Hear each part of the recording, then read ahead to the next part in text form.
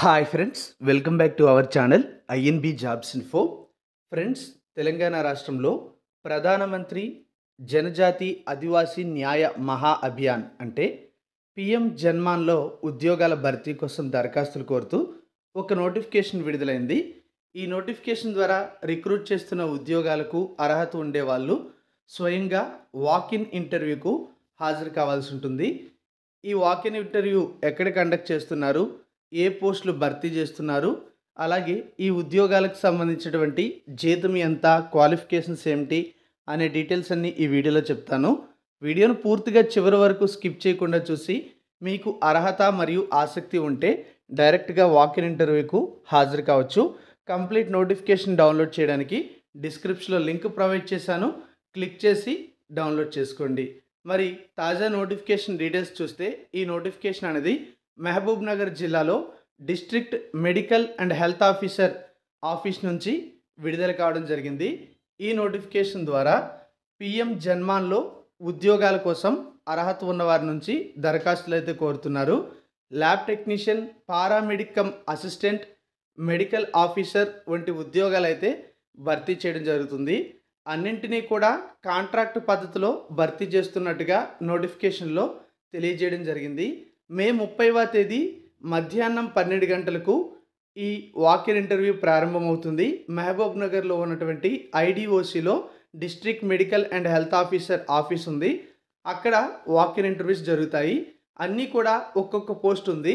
Medical officer జాబ్కి MBBS క్వాలిఫికేషన్తో పాటు Telangana medical కౌన్సిల్లో రిజిస్టర్డ్ అయి ఉండాలి. 52,000 రూపాయలు జీతం ఇస్తారు. ఇది మల్టీ జోన్ 2 క్యాడర్ ఉద్యోగం కాబట్టి మల్టీ జోన్ 2కు చెందిన వాళ్ళందరూ కూడా ఈ ఉద్యోగాలకు వాకిన్ ఇంటర్వ్యూకి హాజరు కావచ్చు. అలాగే ల్యాబ్ టెక్నీషియన్ పోస్ట్ ఒకటి ఉంది. డిఎంఎల్టీ లేదా బీఎస్సీ ఎంఎల్టీ పూర్తి చేసి తెలంగాణ కౌన్సిల్లో రిజిస్టర్డ్ అయి ఉండాలి. 27,500 రూపాయలు జీతం ఇస్తారు. జోనల్ క్యాడర్ పోస్టు కాబట్టి ఈ జోన్కి చెందిన వారు ఎవరైనా సరే ఎలిజిబిలిటీ ఉంటే వాకిన్ ఇంటర్వ్యూకి హాజరు కావచ్చు.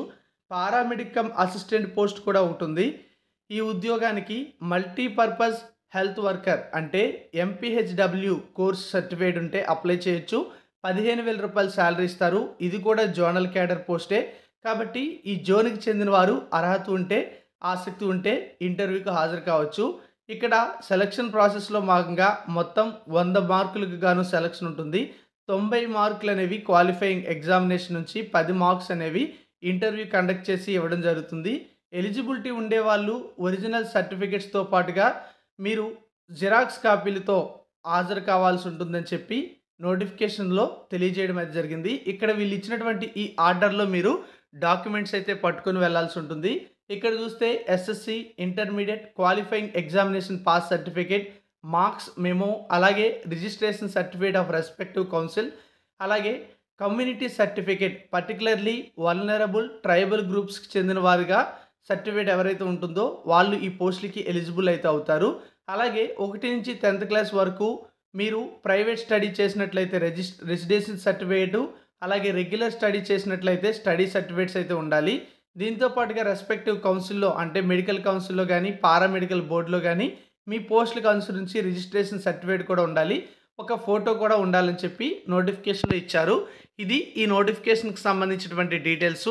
మరి మీలో ఎవరికైనా ఇంట్రెస్ట్ అండ్ ఎలిజిబిలిటీ ఉంటే డైరెక్ట్గా వాకిన్ ఇంటర్వ్యూకు మే 30వ తేదీన జరుగుతుంది. మహబూబ్ నగర్ జిల్లాలో జిల్లా వైద్య మరియు ఆరోగ్య శాఖాధికారి కార్యాలయంలో డైరెక్ట్గా హాజరు కావచ్చు. All the best. Thank you for watching.